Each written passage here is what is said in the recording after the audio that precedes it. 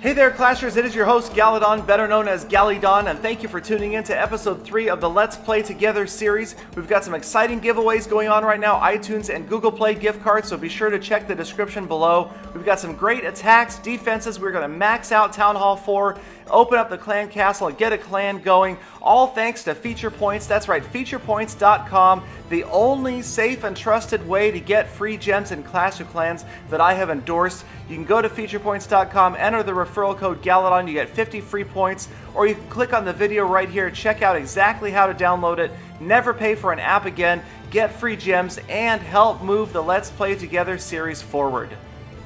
And speaking of moving forward, let's get right into some attack replays here. You can see I'm using a cheap army of just barbarians and goblins going against a slightly higher level town hall with a mortar and a wizard tower. And those wizard towers very dangerous because like mortars, they do splash damage. They damage multiple troops at once, so it's always a good idea to get those out of the way first, especially if you're using goblins because they are a particularly fragile unit. They don't have a lot of hit points. So as you can see here, I'm patiently waiting for the wizard tower to go down, the archer tower as well. Once it goes down, the barbarians will move in and take the cannon. I can drop all of the goblins. They'll start going to work on that wall. Now I didn't bring any wall breakers here, but it didn't make a difference. The goblins get right through that wall, and as you can see, the goblins will always target resources first. They do double damage to resources, so they do a lot more damage than say these barbarians will. A lot of people at this level prefer to bring only barbarians. I like to bring goblins as well, just for a mix. Sometimes there's going to be some collectors or mines on the outside that you can grab in a quick hit and run raid,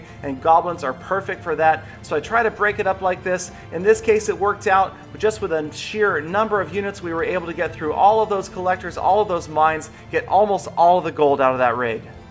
And while we are on the subject of mines and collectors, here is a base. This is a slight mistake in design. You notice he's got all of his defenses around the outside and the mines and collectors on the inside.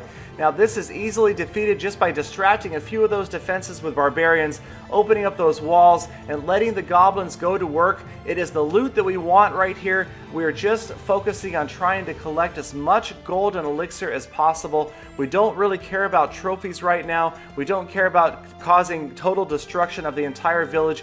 We just want the money, the gold, the elixir. So we've got the goblins working their way through the inside. We still have a few barbarians on the outside distracting as well. But now we have enough units that are in the inside of these walls. They're just going to work their way through the rest of these mines and collectors and take almost every last bit of loot available.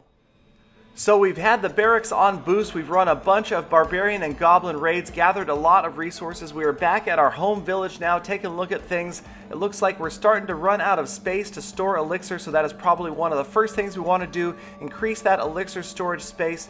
We're also going to work on upgrading some of our walls. Thank you, Feature Points, for letting us free up that builder early and having 5 builders. Going to build some of these walls, spend some of that hard-earned gold as well. Also taking a look around the village here, going to upgrade that gold storage soon. We've got giants upgrade in progress. We haven't really started using them yet. We're still happy with a cheap army of barbarians and goblins for now. And we are going to go back out on the battlefield and search for some more big offers. Now these attacks aren't necessarily in order, and also it's not that easy to find an offer this big. 78,000 gold, 68,000 elixir. But remember, it's 110 gold to go on to the next offer. Sometimes it pays as long as you keep track of how much you're spending. 10, 20, even 30 tries. 30 tries costs you 3,000 gold, and you come across an offer this high, it definitely is going to pay off. Again, just distracting that mortar with some barbarians, dropping a couple wall breakers to allow them access to it, and then once the mortar is taken out, it's just a matter of dropping the rest of the units all over the battlefield. Not a whole lot to the strategy at this point. Going to deploy all the rest of my barbarians here, let them go to work. They're going to get through all of those storages and eventually clean out everything that was available on this village.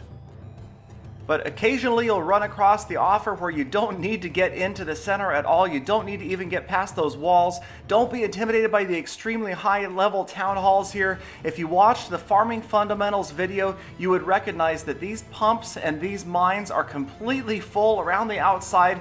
A massive amount of loot is available, and a huge portion of it is on the exterior of this village. So with just our low level barbarians and low level goblins deployed at each of these pumps, pumps and mines, we are able to bring home as much as we can possibly carry, completely fill our gold storages in just a few seconds. We don't have to take out anything around the inside, obviously not worrying about trophies, just doing a little bit of looting of the collectors, and we are on our way. And that right there is a massive raid for Town Hall 4. Now, another interesting way you can tell that the collectors are completely full is look at the amount of loot that is available here. I'm not going to go into the math about this, but because it is a round number like that, that tells you that it is those storages, those mines and pumps where all of the loot is available. So I can just take a few goblins, send them in here, clear out these 3 gold mines, and next thing you know, I have taken in 20,000 gold in just a few seconds. Now, you might notice up to this point that I've never used giants despite the fact that they are available at Town Hall 4.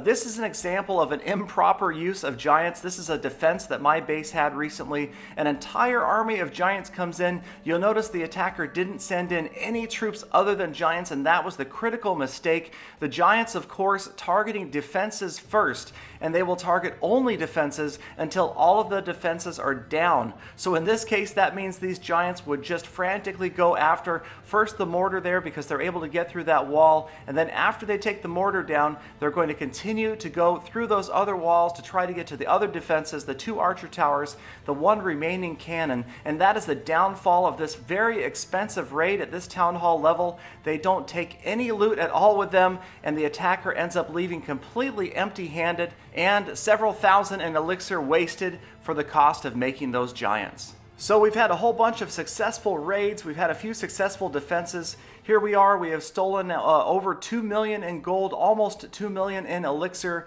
We've got all of our walls maxed out. Thanks to feature points, we're going to go ahead and finish up some of these upgrades on our mines and collectors. Our camps are maxed out, our cannons, archer towers, mortar, just making sure everything is maxed out. Can't upgrade the lab yet. Working on giants, so we are going to go ahead and unlock balloons in all 3 of our barracks because we're not going to attack for a little while here. So we've got the balloons upgrading in the barracks. We'll be able to use those. Working on the air defense to level 2. So now it is time to go to Town Hall 5. We've got everything maxed out except for the clan castle. We'll work on that over the next day or so as we finish up that upgrade to Town Hall 5. And here we go. It is not going to be long. So in the meantime, we are going to go ahead and start a clan. That's right, we're opening up the clan for Town Hall 5s just as soon as this video is released. Full attack will be open for applications. You just need 400 trophies, international clan. So if you are a Town Hall 5 or have an alt account that is Town Hall 5, come join the grind. We will farm to max out Town Hall 5 together, sharing strategies. It should be a lot of fun. There is our clan hashtag. So please do come join or at least check out my other videos. Be sure to check out featurepoints.com. Use that referral code Gallydon. You can earn free gems and you can also help forward this series. It is a way to give back to the channel that has brought you over 300 episodes of Clash of Clans strategy. So thank you again for watching, you guys. Don't forget to like, comment, and subscribe, and I will see you guys again tomorrow with more full attacks.